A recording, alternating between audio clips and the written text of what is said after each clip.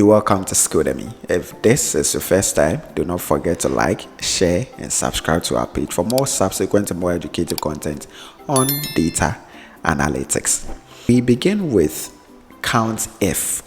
Okay, so let's say we have a data set. So this data set, and on the attendance column over here, we want to count the number of a specific category of information. So attendance, on the attendance column, we have yes and we have no. So let's say we want to count the number of yes in this particular column. In doing so, we use the function we call Countif. The syntax is this: you begin with an equal to sign, then you call the function Countif. Now Countif counts the number of cells within a range that meets the given condition. Now, so we have to specify the range, then we have to specify the condition.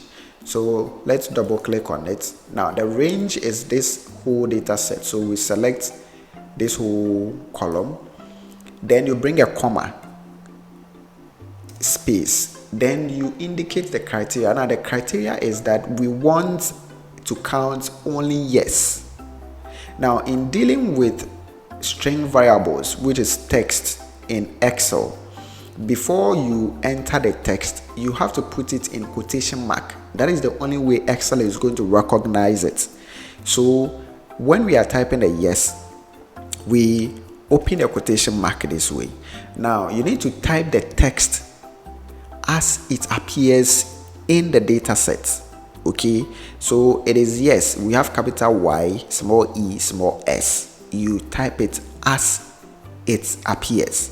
So we type a yes this way, then we close the quotation mark, then we close the parenthesis, then you do equal to. So now we have 16. Okay, so it means that the number of yes in this column is 16. Now let's do for another category of variable. So let's say the profession. So we have the profession. Let's say we want to count the number of dressmaking. Okay, so we want to count the number of dressmaking. We use the Countif equal to Countif. Okay, we use the Countif.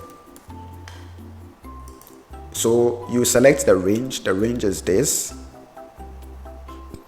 You bring a comma, space, and then you type the text. Okay, the string variable in quotation mark, you type it as it appears. So we are looking at dressmaking. So we open the quotation mark, and now you bring the dress, dressmaking. That is how it's been typed. Then you close equal to. So from here we can see that we have 3 dressmaking, and that is how we use Countif in Excel.